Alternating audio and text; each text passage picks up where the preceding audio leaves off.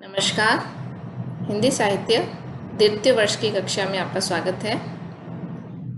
विद्यार्थियों, हिंदी साहित्य के प्रथम प्रश्न पत्र में काव्य हेतु आज हमारी चर्चा का विषय है। काव्य हेतु का अर्थ है काव्य की रचना करने के कारण।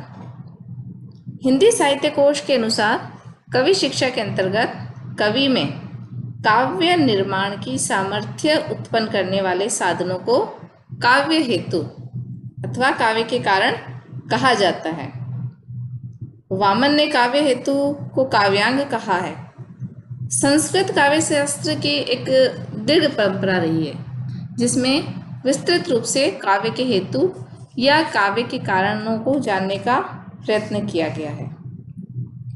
और इस दीर्घ परंपरा में संस्कृत काव्य शास्त्र में 4 काव्य हेतु निकलकर बाहर आते हैं, जिनके नाम है प्रतिभा, व्युत्पत्ति, अभ्यास और समाधि।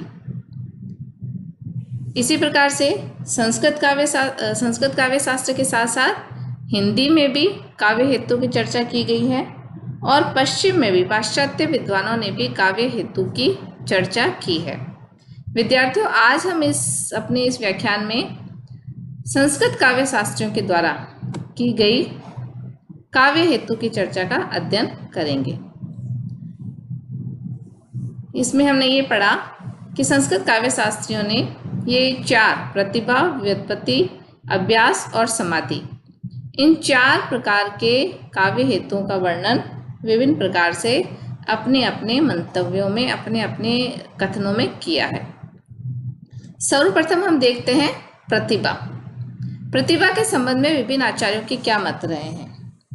जब हम इन विभिन्न आचार्यों के मतों का अध्ययन करते हैं तो एक बात जो निकलकर आती है सामने वह है कि अधिकांश आचार्यों ने, अधिकांश विद्वानों ने प्रतिभा को काव्य का मूल हेतु माना है। और संस्कृत काव्य शास्त्र में प्रतिभा की विस्तृत विवेचना भी मिलती है। प्रतिभा के संबंध में विभिन्न आचार्यों ने जो कहा है उसमें सबसे पहले हम आचार्य भामा का मत लेते हैं। आचार्य भामा कहते हैं, गुरु उपदेशात् ध्येयतुम शास्त्रम जड़ धियो अप्यलम काव्यम तु जायते जातु कस्यचित् प्रतिभावतः। वो कहते हैं कि जड़ बुद्धि के लोग भी गुरु के उपदेश से शास्त्र का अध्ययन करने में समर्थ हो सकते हैं, परंतु काव्य तो कभी कभी किसी प्रतिभाशाली द्वारा ही रचा जा सकता है। तो यहाँ आचार्य प्रतिभा को मूल कारण मानते हैं और व्युत्पत्ति तथा अभ्यास को काव्य रचना की उत्कृष्टता के लिए वह प्रेरक तत्व के रूप में स्वीकार करते हैं। मूल बल वो जो देते हैं वह प्रतिभा को ही दे रहे हैं। प्रतिभा के संबंध में अन्य जो विद्वानों ने कहा है उसे भी हम जान लेते हैं। इस संबंध में आचार्य वामन कहते हैं कि जन्मांतर से प्राप्त संस्कार है, उसे प्रतिभा कहा है, ये जन्मजात संस्कार है, उसके बिना काव्य की रचना नहीं हो सकती। और आचार्य वामन ने प्रतिभा को इस प्रकार जन्मजात माना है और इसके कमी होने पर या इसके अभाव में काव्य की रचना असंभव मानते हैं। लेकिन वह प्रतिभा के साथ साथ अन्य तत्वों को भी इंगित करते हैं, जिसमें सबसे पहले वो लेते हैं लोक व्यवहार। लोक व्यवहार जिसका संबंध है अपने जीवन का, अपने संसार का, समाज का अध्ययन। दूसरा वह लेते हैं विद्या, जिसके अंतर्गत वह शास्त्रों के ज्ञान को सम्मिलित करते हैं। और तीसरा वह लेते हैं प्रकीर्ण। प्रकीर्ण का अर्थ है फैलाव।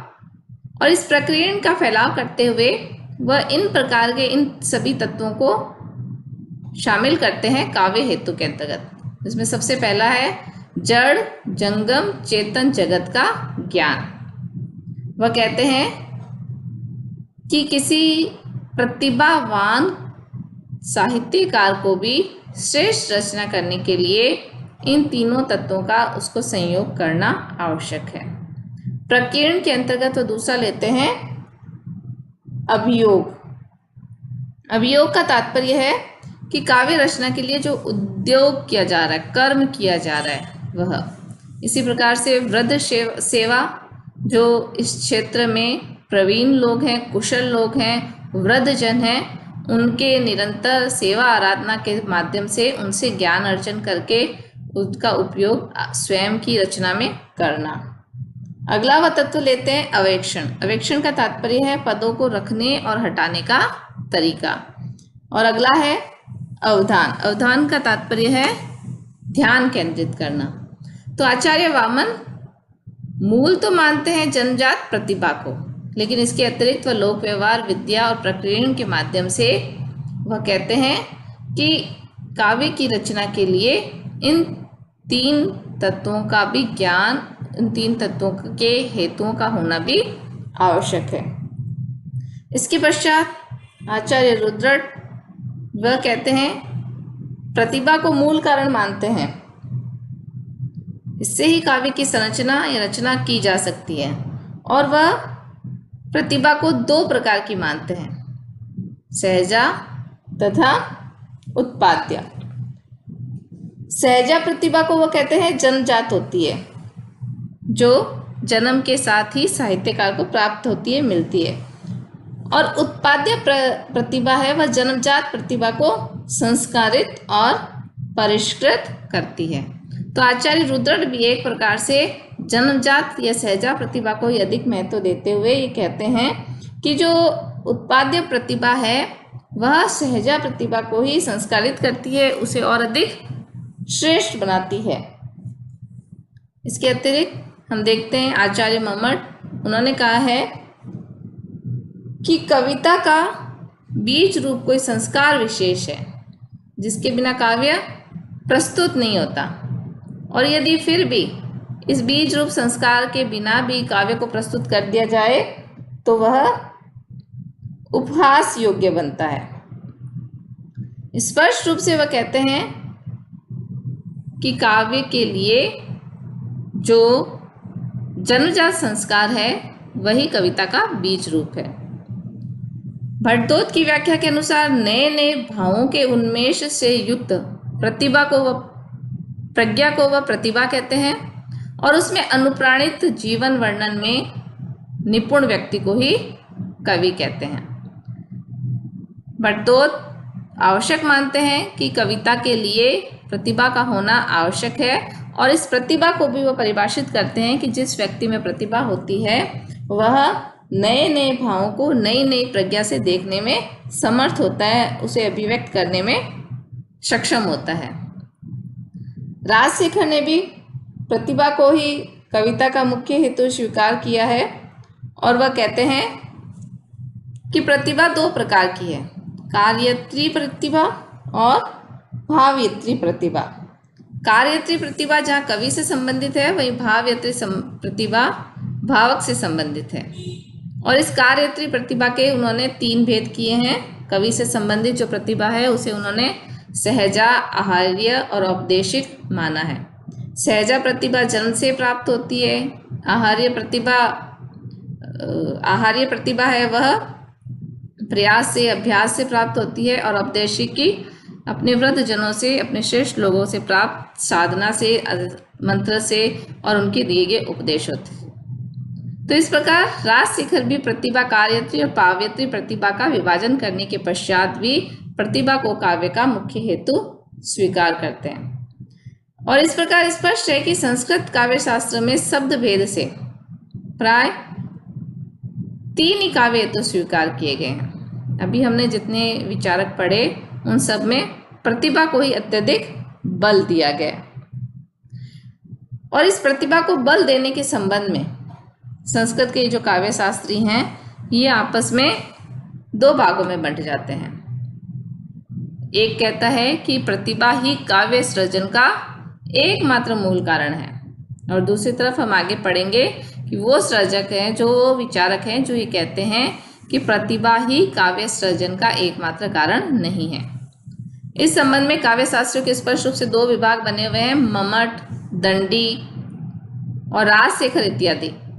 तीनों को समान महत्व देते हैं। जो अभी हमने चर्चा की, प्रतिभा के अतिरिक्त व्युत्पत्ति और अभ्यास है, इन्हें भी वह महत्व देते हैं। जबकि अभी हमने जिनके विचार पढ़े, वामन, इंद्र, आनंदवर्धन, केशव मिश्र, रुद्रट, पंडित जगन्नाथ इत्यादि प्रतिभा को ही एकमात्र कारण मानते हैं। वह कहते हैं कि कुछ भी प्राप्त कर लिया जाए, यदि जन्मजात प्रतिभा नहीं है तो काव्य सृजन नहीं किया जा सकता।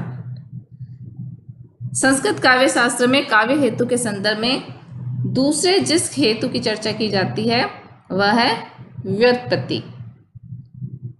व्युत्पत्ति के संबंध में जो संस्कृत आचार्य हैं वह कहते हैं कि व्युत्पत्ति या निपुणता का संबंध ज्ञान से है, और ये ज्ञान दो प्रकार का होता है, लौकिक और शास्त्रीय।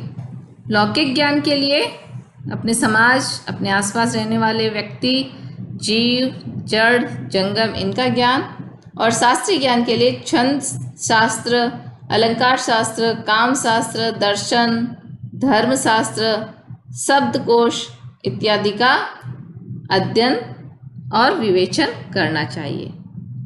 इस संबंध में राजशेखर ने कहा है कि उचित और अनुचित का विवेक ही व्युत्पत्ति है। यहाँ वह व्युत्पत्ति से अभिप्राय लेते हैं कि जिस साहित्यकार में उचित और अनुचित का विवेक है वही श्रेष्ठ साहित्य की सर्जना कर सकता है।